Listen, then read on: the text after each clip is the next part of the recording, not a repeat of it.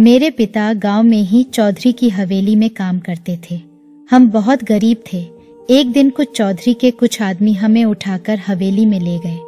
वहां जाकर पता लगा कि मेरे पिता चौधरी के पैसे लेकर भाग गए हैं और अब जब तक पैसे पूरे नहीं हो जाते मुझे और मेरी मम्मी को हवेली में ही काम करना होगा। मेरी मम्मी बहुत खुशी से काम करती और रात को पता नहीं कहाँ गायब हो जाती थी। मैं अपनी माँ से पूछती तो वो बोलती कि चौधरी की पत्नी के पैर दबाने गई थी। एक दिन जब मैंने अपनी माँ का पीछा किया तो मम्मी एक गंदे से स्टोर रूम के अंदर गई और जब दरवाज़ा खोलकर मैं भी अंदर गई तो पैरों तले से ज़मीन निकल गई, क्योंकि अंदर मेरा नाम अंजू है। मेरी मम्मी बहुत खूबसूरत औरत थी। वो कहती थी कि ईश्वर किसी को भी इतनी खूबसूरती न दे, क्योंकि जिसे यह मिलती है उसकी जिंदगी बर्बाद कर देती है। मुझे मम्मी की ये बात समझ नहीं आती थी।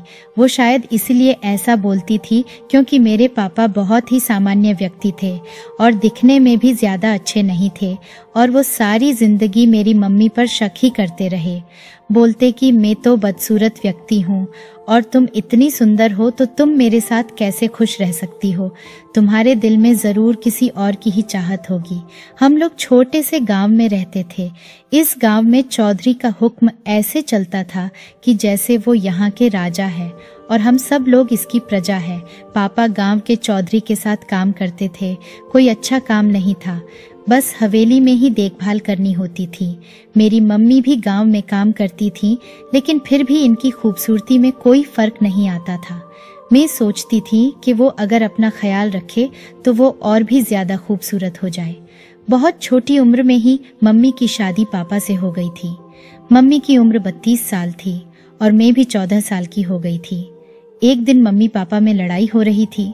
पापा बोल रहे थे कि तुम हवेली में क्यों गई थी। मम्मी ने कहा कि मुझे वहाँ किसी काम से बुलाया था, मैंने वो काम किया और मुझे उस काम के पैसे भी मिले। पापा ने मम्मी के हाथों से वे पैसे लेकर फाड़ दिए और बोले, कोई ज़रूरत नहीं इन पैसों की। मैं नहीं चाहता कि तू ज़्यादा लोगों की नज़रों में आए।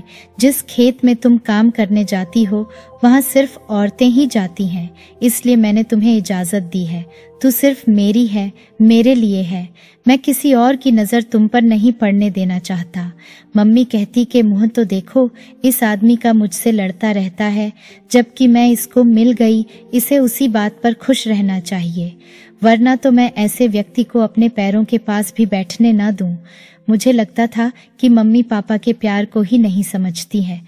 वह उनसे इतना प्यार करते हैं कि किसी की नज़रें भी उन पर नहीं पड़ने देना चाहते, और मम्मी इसे शक समझती थी। मम्मी ने शायद कभी पापा को पूरे दिल से स्वीकार ही नहीं किया था। अगर पापा कभी रात में घर नहीं आते तो मम्मी बोलती, अच्छा है आज घर नहीं आया, मेरी जान कम से कम आज के लिए तो उससे छूट गई। खैर, ये सब तो हमारे घर में चलता ही रहता था और पापा के लाख मना करने पर भी मम्मी हवेली चली जाती थी और अगर पापा कुछ बोलते तो उनसे लड़ने लगती। एक दिन मम्मी हवेली गई हुई थी कि पापा ने उन्हें चौधरी से कुछ बात करते हुए देख लिया, लेकिन पापा ने मम्मी को उस वक्त तो कुछ नहीं बोला और घर आकर मम्मी को खूब सुनाई और एक दो लगा भी दिए। ये पहली बार हुआ था कि पापा ने मम्मी के ऊपर हाथ उठाया था और उनको घर से बाहर निकलने से भी मना कर दिया। लेकिन इसके बाद घर का माहौल और भी ज्यादा बिगड़ गया। मम्मी पापा ने एक दूसरे से बात तक करनी छोड़ दी और एक दिन मौसम बहुत खराब था, बारिश हो रही थी। पापा भी अभी तक घर नहीं आए थे। मैंने मम्मी को बोला कि मौसम बहुत खराब है। पापा भी घर नहीं आए, मुझे बहुत डर लग रहा है। मम्मी ने गुस्से से बोला कि तेरा बाप कोई छोटा बच्चा नहीं है जो मौसम खराब होने से कहीं खो जाएगा। जाकर सो जा, जिसको जब आना होगा वो आ जाएगा। शायद मम्मी को पापा की चिंता बिल्कुल भी नहीं थी और वो उनसे पीछा छुड़ाना चाहती थी, इसलिए ऐसा बोल रही थी। लेकिन मैं पापा से बहुत ज्यादा प्यार करती थी और ये दिन मेरी अभी तक की जिंदगी का सबसे बुरा दिन होने वाला है। मुझे इसका जरा भी एहसास नहीं था और पापा सारी रात नहीं आए। सुबह होते ही किसी ने दरवाजा खटखटाया। मैंने सोचा पापा होंगे और मैं भागते हुए दरवाज़ा खोलने गई तो दरवाजे पर पापा नहीं थे, बल्कि चौधरी के आदमी थे और वे हमें पकड़कर हवेली ले गए। वहां जाकर हमें चौधरी के सामने ले जाकर खड़ा कर दिया।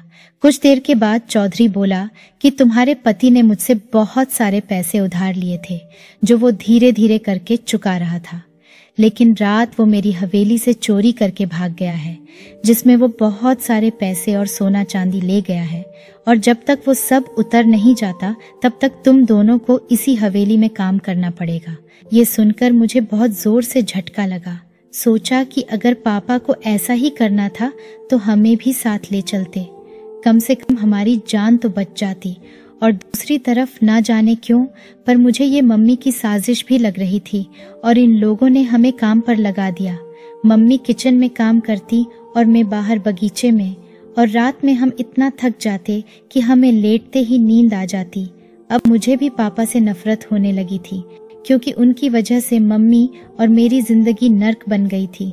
मैंने मम्मी को कहा कि मेरा काम बहुत मुश्किल है, लेकिन मम्मी ने भी मुझसे यही बात बोली और कहा किचन में सारा दिन कुछ ना कुछ बनता ही रहता है, और मैं भी सारा दिन धूप में काम करती और पापा के बारे में ही सोचती रहती और अपने आप से ही बातें करती रहती। बोलती रहती कि पापा ने हमें इतनी बड़ी मुसीबत में डालने से पहले बिल्कुल भी नहीं सोचा, खुद तो कहीं मौज ले रहे होंगे, और हमारी ये हालत हो गई। धूप में काम करके मेरी शक्ल भी काली पड़ गई थी। हम लोग गरीब थे, लेकिन कभी किसी के घर का काम करेंगे ये हमने बिल्कुल भी नहीं सोचा था। अपने घर में रूखी सूखी भी खाते थे तो इज्जत के साथ खाते थे, लेकिन पापा ने हमारी ये कैसी हालत कर दी है।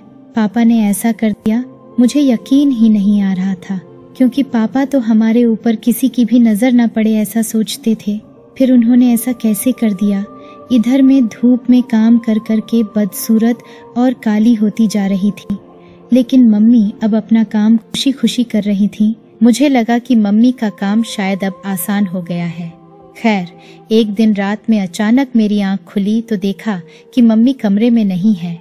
ये देखकर मैं चौंक गई और फिर मुझे नींद नहीं आई, और जब सुबह मम्मी रूम में आई तो मैंने मम्मी से पूछा कि वो कहाँ गई थी, तो उन्होंने बताया कि वो चौधरी की पत्नी के पैर दबाने गई थी।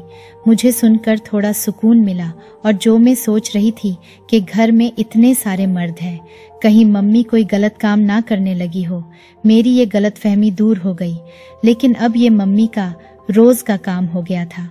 और एक दिन जब मुझे पता लगा कि चौधरी की तो पत्नी ही नहीं है, तो मेरे होश उड़ गए, क्योंकि जिससे मैंने पूछा उसने बताया कि चौधरी की पत्नी तो थी और उसके 2 बेटे भी थे, लेकिन वो एक बहुत ही अच्छी और खानदानी औरत थी। इसलिए चौधरी की अय्याशी से तंग आकर चौधरी को छोड़कर कहीं दूर चली गई और अपने दोनों बेटों को भी अपने साथ ले गई, और अब चौधरी अकेला रहता है। अब मुझे मम्मी पर शक होने लगा, और मैंने सोचा कि क्यों ना मम्मी का पीछा करके सच्चाई का पता लगाया जाए।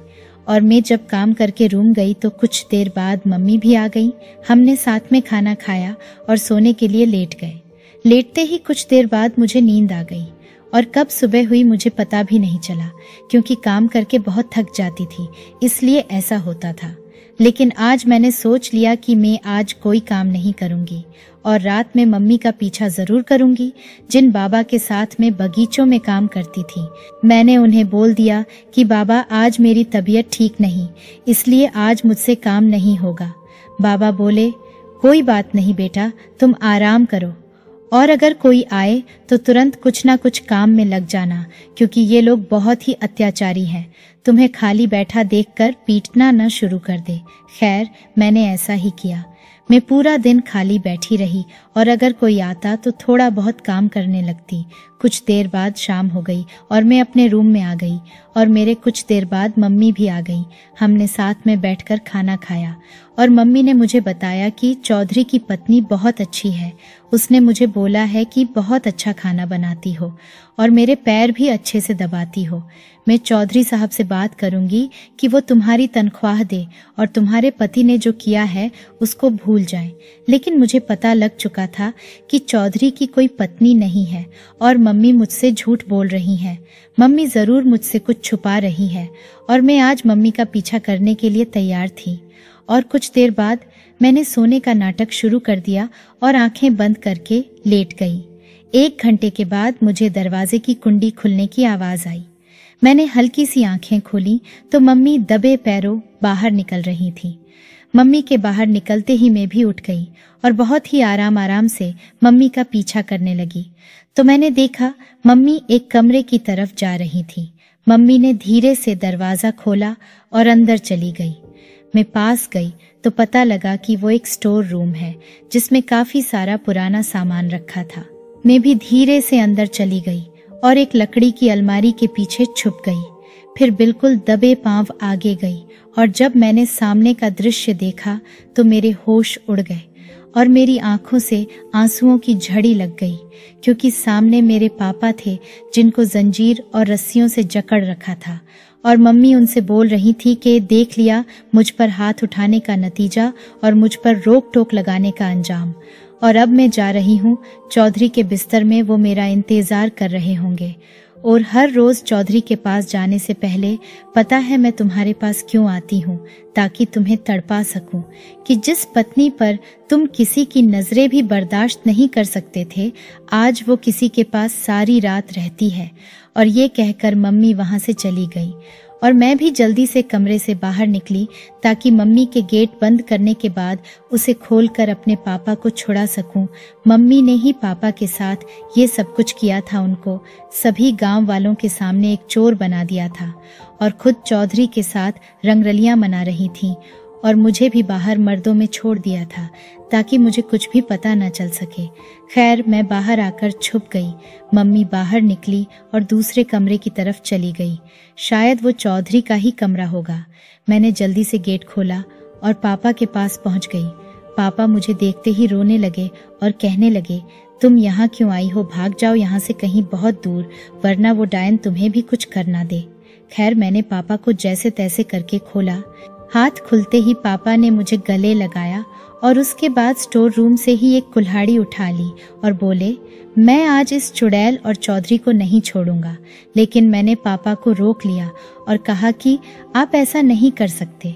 भले ही उन्होंने गलती की है, मगर आखिर वो मेरी माँ है और मैं सब जानती हूँ, इसलिए मैं आपके साथ हूँ और ऐसा करने से कुछ हासिल नहीं होगा। हाँ, मैं अकेली जरूर रह जाऊंगी क्योंकि उनको मारकर आप जेल चले जाओगे।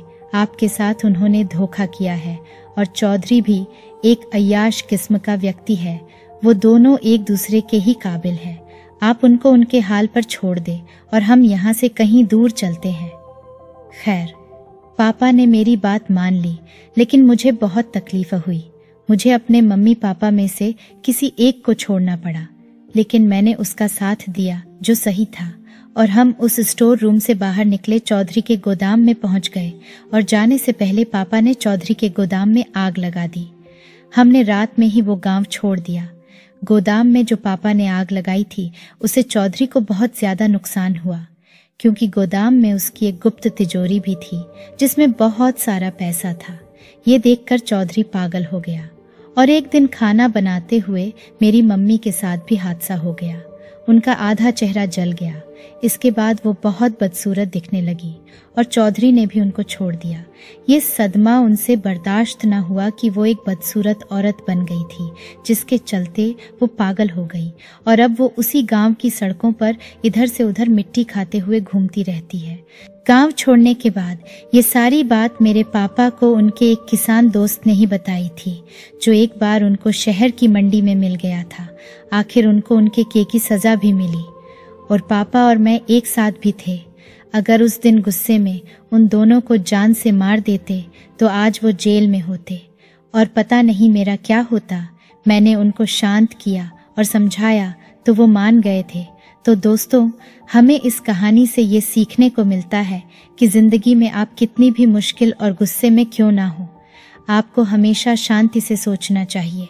गुस्से और जल्दबाजी में कोई गलत कदम नहीं उठाना चाहिए, वरना आपकी और शायद आपके परिवार की भी पूरी जिंदगी बर्बाद हो सकती है।